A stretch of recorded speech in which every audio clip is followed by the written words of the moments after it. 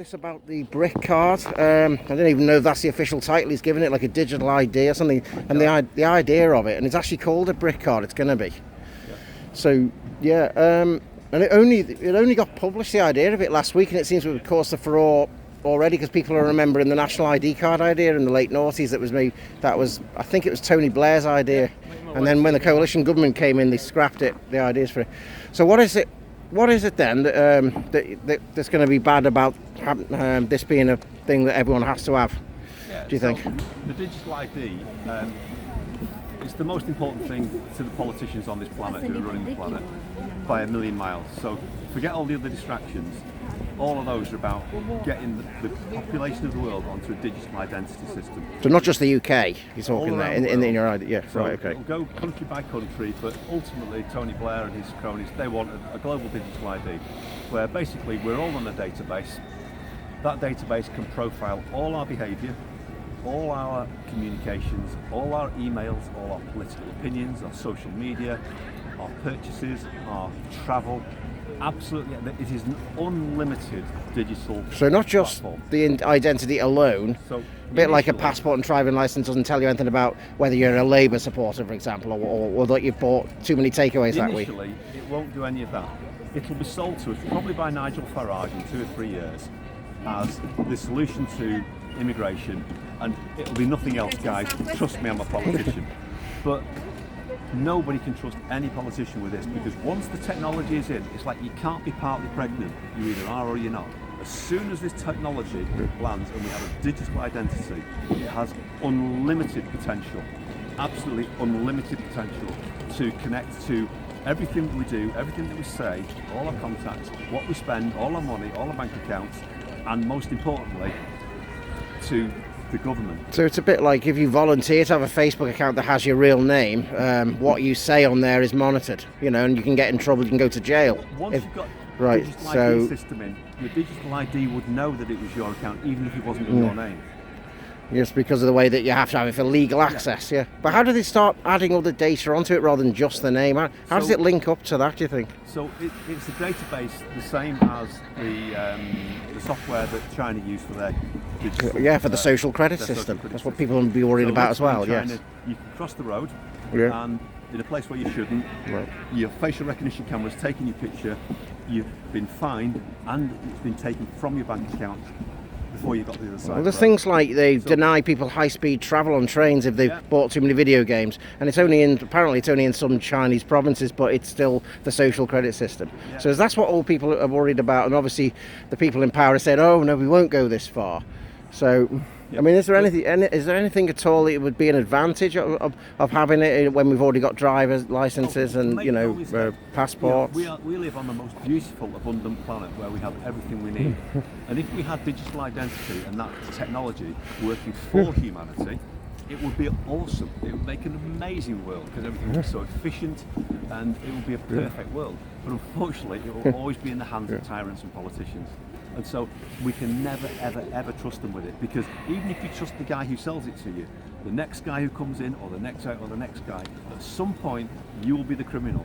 Whether it's because you parked in the wrong place, because you've got the wrong political opinion.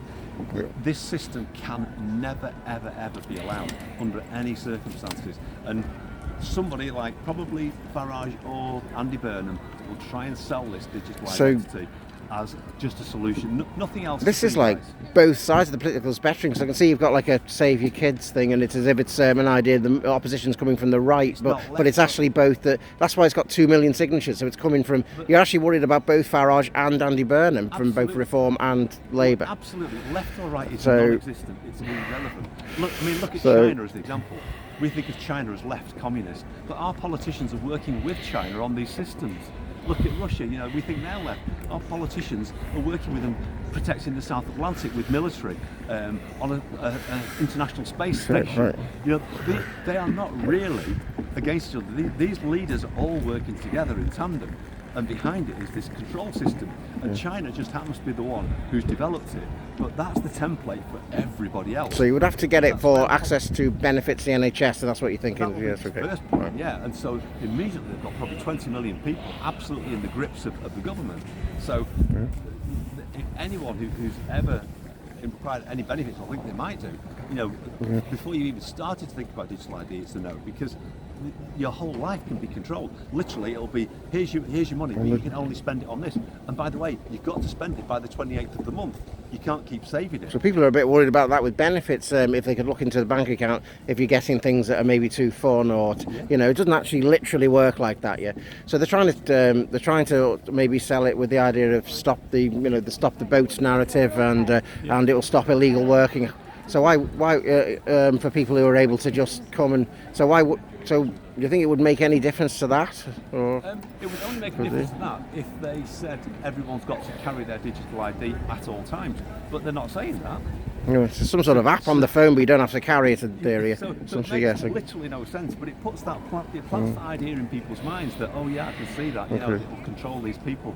And people have got these worries about immigration, but the worries are exacerbated by the media, and it's all in every problem and division that we have is escalated by the media and the politicians to make it all seem a lot worse than it actually is. Yes, people are suffering as a result of some immigrants in this country, but it's not the majority, and so we've got to remember we're all humans and we're all on the same side. We are ultimately, I'm sure we are. And we whatever it is, we all benefit from everybody else being comfortably off and having a relaxed, comfortable life. So the only time we're ever stressed or fighting is when things are unequal. When things are unequul, or when certain groups have got less than others. So that almost comes down to socialism, almost, then, doesn't it? You can't have a perfect world where everything's equal. Some people will never work. Some people will need help. I think most people want a system where it's competitive business, but when people are in need, we help them. I think that's just almost everyone in this country will believe that. So we actually have very little between us until they start putting these flags and colours in front of us and making us feel like we're this side and they're that side. And the whole left-right thing is just a joke, because the distance between communism and fascism is like 5 to and 5 past on the clock. They're really close to each other. They might be on the left and right side, but they're so close because they're basically totalitarianism. And we're getting very close to that with the authoritarian approach of this particular Prime Minister. But even the ones before, through COVID, it was so authoritarian. And so people are waking up to it. They realise, oh no, this isn't normal. And we can't give the government this much control. The danger is that the young people have nothing to compare it to. So some young people think it's normal, but we've got to tell them that it's not and show them. Right. Please. Well, thanks for outlining what it is that you have. You don't worry about the Britcard. Yes, okay. Whether you're for it or not. Right. Yeah.